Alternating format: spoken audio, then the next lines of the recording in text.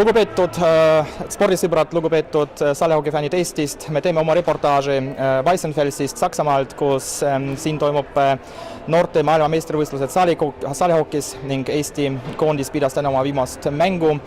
Eesti koondis mängis esmakordselt eliitivisioonis, see oli kena asi ning Eesti kaotas täna viimasel mängul kahjuks Norrale. Aga ikka see oli minu arust päris kena, päris suur kogemus Eesti poistele jaoks ning minu esimene küsimus Eesti treeneri Risto Lalile poole. Kuidas sa hindad Eesti koondise esitamist sellele memmil ning mis mõttega te lähete koju? No rahuldav, midagi väga head ei olnud, aga ei hästi tegelikult, et võib rahule jääda. Ei, midagi hullu ei olnud. Et punkti saime kätte ja see on okei. Te mängisite alagrupis kohe Rootsi vastu ning Tšehhi vastu ning Läti vastu. Kuidas te valmistasite ette, et te teadsite, et need vastased on päris rasked? Kuidas oli see ettevalmistus Eestis? No, ettevalmistus oli selline, et me Läti vastu teadsime, kuidas mängida ja seega õnnestus enam-vähem. Et päris võitu ei saanud, aga seal oli hea mäng. Rootsi vastu meil ilmselt veel hetkel võimalusi väga suuri ei ole. Ja Tšehhit me ei teadnud, kuidas nad mängivad, aga nad olid väga head. Et selles mõttes oli okei. Siin on ka Eesti koondise mängijad Daniel ja Ats. Muidugi teie poole küsimus, kuidas te hinnate oma esitamist, kas te olete rahul? No alati oleks nüüd paremini olla, aga väga hull ei olnud, ma arvan. Kaitses sain enam hakkama, ründes ise väravat lüüa ei suutnud, aga ma loodan, et aitasin teisi poisse piisavalt. Ma rohkem ei oskagi väga midagi öelda selle kohta. Ma arvan sama, et kaitses tegime nii palju, kui jõudsime, nii palju, kui füüsiline vorm lubas ja ründasime nii, kuidas saime kontrarünnakute pealt ja Läti vastu õnnestus väga hästi ja Rootsi ja Tšehhi on lihtsalt niivõrd tugevad, et see vajab natuke kogemust ja oskusi rohkem, et nende vastu mängida. Te mängite Eesti liigas muidugi mitte nii suurel tasemel nagu siin memmil ning te ei olnud siiamaani harjunud võib-olla sellel tasemel mängida. Mis oli raskem mäng teie jaoks ning mis õnnestus teil? No ma arvan, et õnnestus Läti mäng.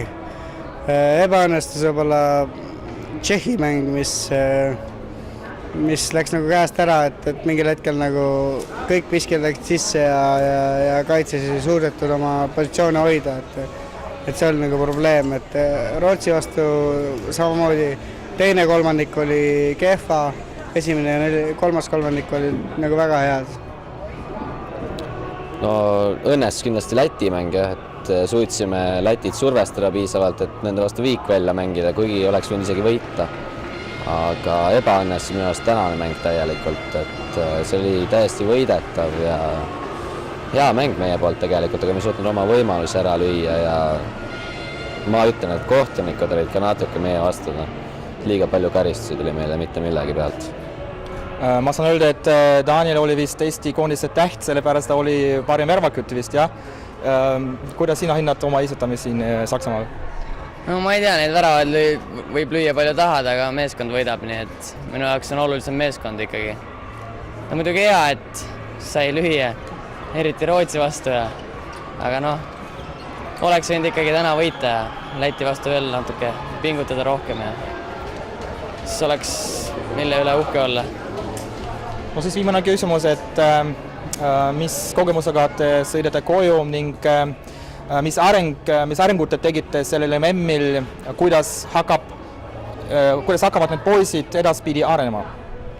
Kõigepealt on see, et need poisid on kõik lootustandvad.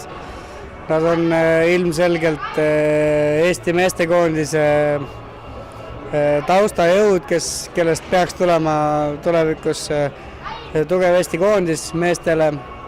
Ja ma ei näe põhjust, miks ei peaks tulema, et väljakamängijate osas on juba väga hea valik, väravahtidest natuke kesisem, aga potentsiaali on kõigile. No kindlasti sai teada, kui suur tase on mujal maailmas, et nüüd tuleb arendada rohkem nagu meeskonnamängu.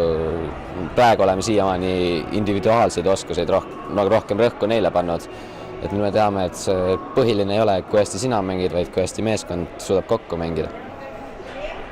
Ja põhimõtteliselt Eestis need tead ka kuidagi palju kükitada on vaja, et võib-olla näiteks nagu Läti mäng tuua lihtsalt 60 minutit valmis olla ja üldiselt füüsilist vormi on vaja alla panna, et siin sai selgeks see, et see ei ole piisav, selline füüsiline vorm.